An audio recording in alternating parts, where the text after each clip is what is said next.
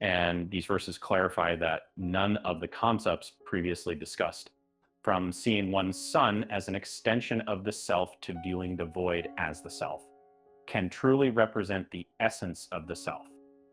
The main reason is that every claim contradicts a more accurate understanding provided by strong scriptural teachings.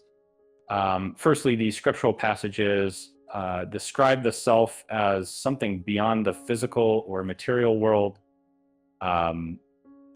It's not defined by gross attributes like having eyes,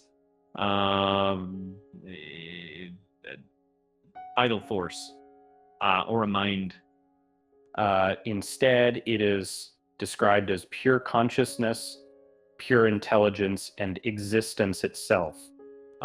Secondly, the previously mentioned items are considered material and rely on consciousness to exist. They're like objects that need light to be seen. Without consciousness, they're unreal, similar to a pot or other physical things. And then many of us, those who have reached a higher level of spiritual realization, intuitively understand that I am Brahman, which directly contradicts the idea that the self could be anything material or void. Intuitive understanding further supports the idea that all these previous interpretations are incorrect and do not capture the true essence of the self.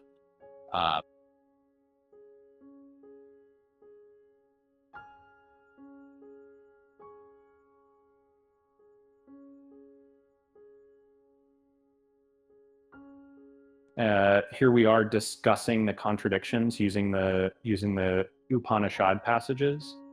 And self as son, the idea that the self is reborn as a son is contradicted by the Katha Upanishad, which says that wise individuals seeking immortality realize the true self by controlling their senses.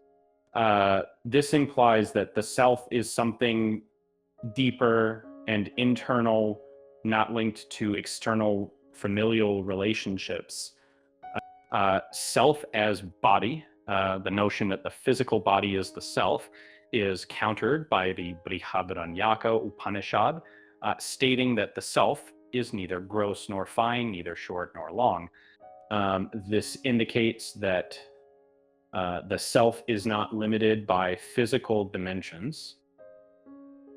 Self as sense organs. The view that the self is identified by sense organs is refuted by the Mundaka Upanishad, which says the self has no eyes, ears, hands, or feet.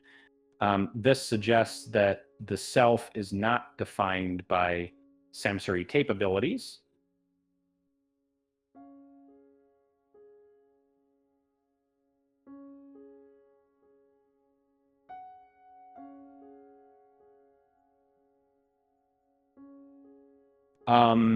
Let's continue with more contradictions in the Upanishads.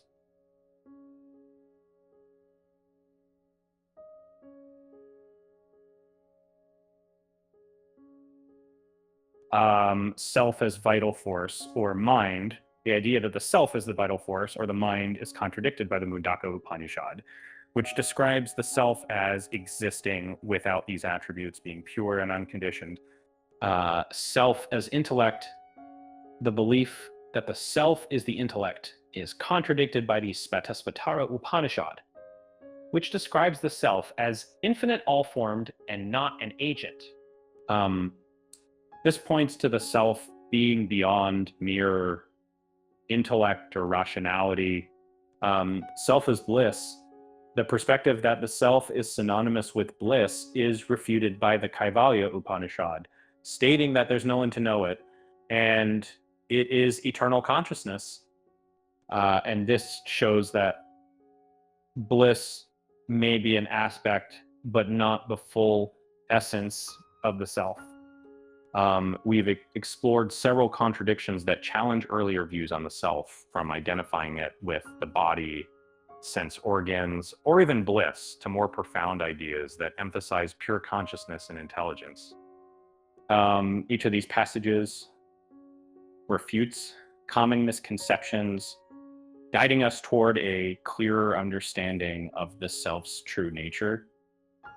But there's more to uncover. Join us in the next video as we delve into additional passages that further clarify and contrast different philosophical perspectives. We look forward to continuing this journey with you as we explore the rich tapestry of ancient wisdom. Don't forget to like, share, and subscribe for more insights into the profound concepts of the self. See you in the next episode.